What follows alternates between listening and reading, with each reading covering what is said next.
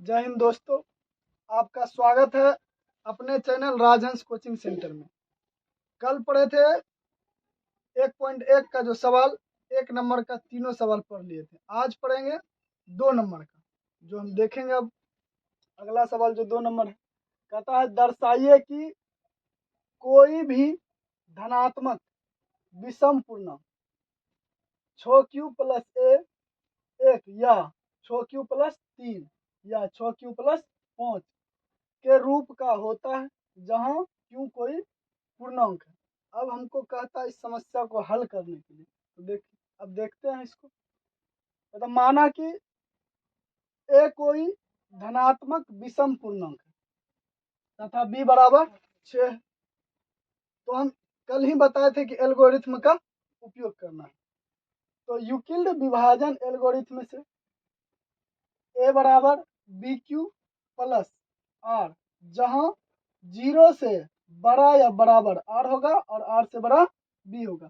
अब हम क्या करेंगे, जो यहाँ जो b बराबर जो 6 है इसको हम यहाँ रख देंगे b के स्थान पे, और फिर क्या करेंगे a बराबर 6q प्लस r, जहाँ r बराबर हम r का जो मान है या उसको वैल्यू बोलेंगे, उसको 0 से लेके 5 तक ले जाएंगे, क्योंकि 6 संख्या है तो यहाँ पे हम गिनेंगे तो हमको 6 को पुर जाएगा। 0 1 1 2 3 4 5 6 को पुर गया, इसलिए हम जो है 0 से लेके 5 तक ही लेंगे, क्योंकि 6 से 1 अंक कम लेना है। ठीक है, अब हम पुट करेंगे। पुट मतलब होता है रखना। पहला जो है r का वैल्यू, उसको हम 0 रखेंगे, तो पुट r बराबर 0, तो इसको हम यहाँ पे उतार देंगे। a बराबर 6q प्लस r, तो a बराबर 6q प्लस 0, क्योंकि r का मान है 0 तो इसलिए 0 हो गया, और 0 का कोई मानना नहीं है, तो हो जाएगा a बराबर 6q। ठीक है, अब अगला फिर रखेंगे मान, अगला 1 r बराबर, तो पुट r बराबर 1, a बराबर 3q प्लस r, और a बराबर 3q प्लस 1। 1 जो है यहाँ r का वैल्यू है, तो r के स्थान पर हम 1 को रख दिए। फिर से अगला मान को रखेंगे 2 जो है, पुट r बराबर 2, तो फिर इस समीकरण को यहाँ लेकर आएंगे। a बराबर 3q प्लस r, अब जो फिर r के स्थान पर हम 2 को रखेंगे। a बराबर 3q प्लस 2, क्योंकि अब इसको ऐसे रहने देंगे, क्योंकि यह एक जात है नहीं जो जुड़ जाएगा, जात अलग अलग है। फिर अगला 3 को रखेंगे r का वैल्यू, पुट r बराबर 3, a बराबर 3q प्लस r, फिर a बराबर 3q प्लस 3, क्योंकि इसको हम रख रहे हैं r के स्थान पे 3 का मान रख रहे हैं। 3 है r का वैल्यू, तो r के स्थान पे रखेंगे। फिर क्या करेंगे, पुट r बराबर 4, फिर इसी सवाल को यहाँ ले लेंगे। a बराबर 3q प्लस r, फिर हम जो r का जो मान है 4 जो लिए हैं या रखे हैं, तो इसको हम इसके स्थान पे r के स्थान पे रख देंगे। a बराबर 3q प्लस r, जो है इस r के स्थान पे हम 4 को रखेंगे। फिर जो है अब लास्ट स्टेप है, पुट r बराबर 5, क्योंकि यहाँ भी 5 हम पहले ले लिए हैं, तो इसको r के स्थान पे 5 को रखेंगे। तब फिर क्या करेंगे, a बराबर 3q प्लस r, अब फिर r का जो वैल्यू यहाँ 5 है, इस r के स्थान पे हम क्या कर देंगे, 5 को रख देंगे। हो गया यहाँ। अब हम देखेंगे कि हमको कह रहा विषम पूर्णांक, वो भी धनात्मक, तो हम यहाँ लेंगे, चूंकि धनात्मक पूर्णांकों को 2 से भाग देने पर 6q प्लस 1, 6q प्लस 3 तथा 6q प्लस 5, ये जो हमको सवाल दिया हुआ क्वेश्चन में, और इसको जब सॉल्व किया, यदि इसको हम 2 से भाग देते हैं तो यह पूर्णतः विभाजित नहीं होता है, मतलब पूर्णतः यह खंडित नहीं होते हैं। तब कहेंगे अतः कोई धनात्मक विषम पूर्णांक 6q प्लस 1 या 6q प्लस 3 या 6q प्लस 5 के रूप का होता है, जहां q कोई पूर्णांक है। आप लोग अब इसको उतार लें। अब देखते हैं तीसरे नंबर का सवाल, जो कि दूसरा नंबर सवाल आप लोग समझ गए होंगे, और अब देखेंगे तीसरा नंबर। तीसरा नंबर सवाल में क्या कह रहे हैं, कहेंगे किसी परेड में 616 सदस्यों वाली, कहता है किसी परेड में जो है ना 616 सदस्यों वाली एक सेना की टुकड़ी को 32 सदस्यों वाले एक आर्मी बैंड के पीछे मार्च करना और दोनों समूह को समान संख्या वाले स्तंभों में मार्च करना और उन स्तंभों की अधिकतम संख्या क्या है जिसमें वो मार्च करता है। मतलब हमको कहता है कि स्तंभों की अधिकतम संख्या ज्ञात करने के लिए जिसमें वह मार्च करता है। ठीक है, अब देखते हैं। तो स्तंभों की अधिकतम संख्या ज्ञात करने के लिए हमें 616 और 32 का HCF ज्ञात करना है। ठीक है, तो फिर मान लेंगे कि पहले ही सवाल में बता दिए थे कि जो बड़ी संख्या होता है उसको हम A मान लेते हैं और छोटी संख्या को B मान लेते हैं। तो माना कि A बराबर 616 तथा B बराबर 32। चलेंगे यूक्लिड विभाजन एल्गोरिथ्म से। यूक्लिड विभाजन एल्गोरिथ्म कहते हैं कि A बराबर BQ प्लस R, जहां 0 से बड़ा या बराबर R होगा और R से बड़ा B। तो 616 A है, यहाँ है A बराबर में 616 माने हैं, तो A के स्थान पे हम 616 रख दिए। अब 32 जो है B है, तो B के स्थान पे हम 32 रख दिए। अब बच गया हमको Q, तो Q क्या करेंगे, तो 32 में हम 616 में हम 32 से भाग देंगे तो 19 बार में लगेगा। तो 32 गुना 19 प्लस 8, 8 जो है मेरा शेषफल निकल गया। ठीक है, अब क्या करेंगे, 32 हो गया जो कि 8 से क्या है, बड़ा है, तो बड़ी संख्या में फिर हम छोटी संख्या से भाग देंगे। तो 32 लेंगे, एक स्थान पाया जाएगा और 8 जो है बी के स्थान पे। 8 चौक 32, मतलब 4 बार में जो है 32 कट जाएगा, मतलब पूरा पूरा। यूक्लिड विभाजन एल्गोरिथ्म का कहना है कि यदि किसी भी संख्या को हम क्या करते हैं, जब तोड़ना स्टार्ट करते हैं या उसको तोड़ते हैं तो जब तक शून्य नहीं आएगा तब तक उसको छोड़ेंगे नहीं। ठीक है, नहीं कहावत में कहता है जब तक तोड़ेंगे नहीं तब तक छोड़ेंगे नहीं। ठीक है, तो शेषफल बराबर 0 और HCF बराबर 32 8 होगा। अतः स्तंभों की अधिकतम संख्या 8 होगी। हमको यही बोल रहा था स्तंभों की अधिकतम संख्या निकालने के लिए, जो कि हम यहाँ पे निकाल लिए हैं, जो कि 8 है। तो आप लोग बहुत बढ़िया से समझ गए होंगे। यदि अच्छे से समझ गए हैं तो लाइक भी करना है और सब्सक्राइब भी करना है, कमेंट भी करना है और दोस्त के साथ भी शेयर करना। ये नहीं कि सिर्फ अपना ही पढ़ लेना और दोस्त को नहीं, मतलब दोस्त को नहीं बताएंगे, दोस्त को भी बताना है। ठीक है, तो आप लोग उतारिए और फिर बताएंगे अगला सवाल जो 4 नंबर। अब देखेंगे चौथा नंबर सवाल। चौथा नंबर सवाल में कह रहा है क्या, कहता है यूक्लिड विभाजन परिमिका का प्रयोग करके दर्शाइए कि किसी धनात्मक पूर्णांक का वर्ग किसी पूर्णांक m के लिए 3m तथा 3m प्लस 1 के रूप का होता है। और संकेत में भी दिया हुआ कि यह मान लीजिए कि x कोई धनात्मक है, तब यह 3q 3q प्लस 1 या 3q प्लस 2 के रूप में लिखा जाता है। इनमें प्रत्येक का वर्ग कीजिए और दर्शाइए कि वर्गों को 3m या 3m1 के रूप में लिखा जा सकता है। मतलब हमको यह मानने के लिए कह रहा है कि x मान लीजिए, जरूरी नहीं है कि हम x ही मानेंगे, कुछ भी मान सकते हैं, a भी मान सकते हैं, b भी मान सकते हैं, c भी मान सकते हैं, जो हमको अच्छा लगता है उसको मानेंगे। ठीक है, तो देखते हैं।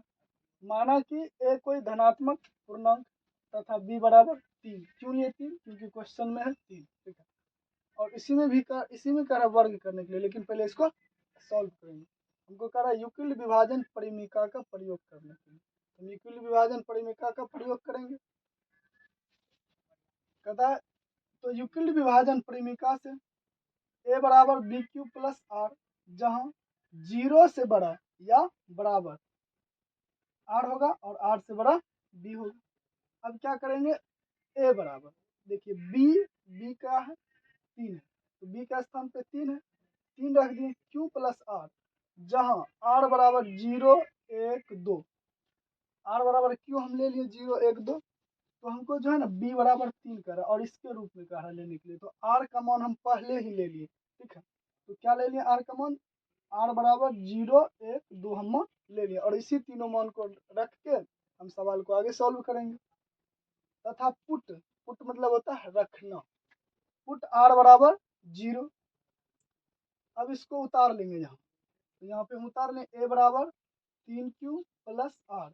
अब आर का जो वैल्यू हम रखे हैं 0, इसको आर के स्थान पे रखेंगे, तो ए बराबर 3q प्लस 0, 0 का वैल्यू कुछ नहीं, तो ए बराबर 3q।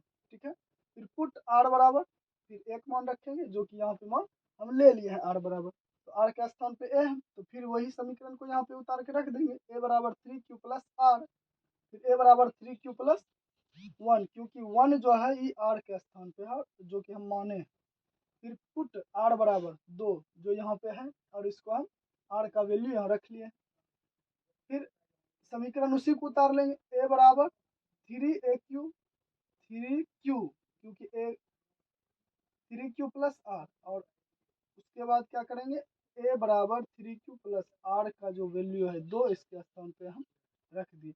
अब जो है आप लोग समझ गए होंगे, और आप लोग इसको उतार लीजिए, क्योंकि जगह का अभाव है, इसलिए जो है बोर्ड को फिर से साफ करेंगे। पूर्णांक का वर्ग करने के लिए अब हम वही करेंगे जो हमको बोला था सवाल, कि पूर्णांक का वर्ग करने के लिए, तो पूर्णांकों का वर्ग करने पर जो कि हम सवाल हम निकाले थे इक्वेशन को, मान जो निकाले थे, तो 3q, अब इसका हम क्या करेंगे, वर्ग करेंगे, तो 3 तो हो जाएगा, 3 का वर्ग हो जाएगा 9q का स्क्वायर। अब इसमें हम क्या करेंगे, इसमें देखेंगे 3 है, यदि हम इसको ऐसे लिख सकते हैं 3 गुना 3, ऐसे लिखेंगे 3 का क्यू का स्क्वायर। यदि हम ऐसे लिखते हैं, क्योंकि इससे यदि हम इसमें गुना कर देंगे तो 3 तिया 9 हो जाएगा, और क्यू स्क्वायर, क्यू का स्क्वायर ही हो जाएगा, फिर 9q स्क्वायर हो जाएगा। अब देखिए क्या करना है, 3m। अब आप लोग सोचते हैं कि 3m आया कहाँ से, तो जो है ना 3q स्क्वायर बराबर होता है m, क्योंकि देखिए इस टाइप से इस पूरे का मान हो गया, हम ले लिए m जो कि 3 के साथ में आ गया, तो हो गया। अब जो अगला था 3q प्लस 1, इसका स्क्वायर करना, और जो है ना हम अंक गणित में पढ़े होंगे a प्लस बी का होल स्क्वायर, और इस पे हम बनाएंगे, होता है aq प्लस 2a और b, जिसको एक है, उसके बाद एक का होल स्क्वायर कर देंगे, 9 का स्क्वायर, क्योंकि 3 का स्क्वायर करेंगे तो 9 हो जाता, 3 दूना 6q प्लस 1। अब इसमें देखेंगे हमको क्या सा मिल रहा है, तो सबसे पहले हमको इसमें भी 3 है और इसमें भी 3 है, क्योंकि 3q बराबर हो जाएगा 3, 9q स्क्वायर बराबर हो जाएगा 3q, 3q दोनों को गुना कर देंगे तो हो जाएगा 9q का स्क्वायर। ठीक है, इसमें भी 3 तो कॉमन ले लेंगे, 3q का स्क्वायर और 3q, 2q बच जाएगा, 2q, और ब्रैकेट के बाहर बच गया 1, क्योंकि अब इससे यदि हम गुना करते हैं 3 तिया 9q का स्क्वायर और 3 दूना 6q प्लस 1 हो जाएगा इसमें। अब इसको ले लेंगे 3m प्लस 1। अब कैसे आया, तो 3q का स्क्वायर प्लस 2q बराबर m होता है, या m हम ले लिए, तो इस पूरे का जो मान हम m लिए, तो इस पूरे का स्थान पर हम m ले लेते हैं, इसके स्थान पर रख दिए।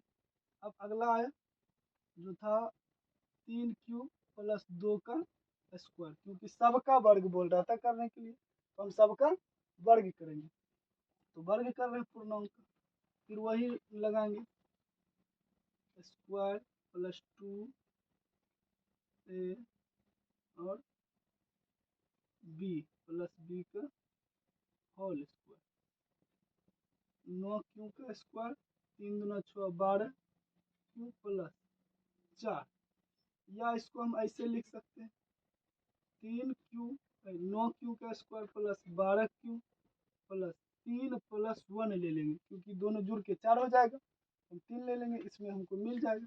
तो इसमें और इसमें और इसमें तीनों जो अंक है, इस तीनों में जो है ना हमको 3 3 मिल रहा है, तो 3 ले लेंगे। तो 3q का square plus 4q plus 1 plus 1, जो कि बाहर में हम रखे। अब 3q प्लस 3m प्लस 1, फिर वही नियम लगाएंगे कि 3q square plus 4q plus 1 बराबर होता है m। ठीक है, अब हमको जो बोला था सवाल, तो हम इसको निकाल लें तीनों का वर्ग करके। अब इसमें हम यदि लिखना चाहेंगे कि बाद में जो होता है लिखने के लिए, तो हम लिख देंगे कि अतः किसी धनात्मक पूर्णांकों का वर्ग, अतः किसी धनात्मक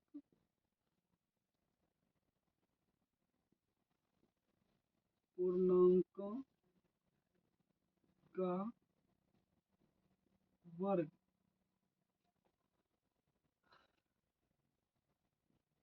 3m तथा 3m प्लस 1 के रूप का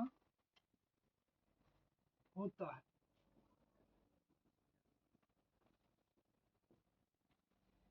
जहाँ m कोई पूर्णांक है। चलिए अब आप लोग उतारिए।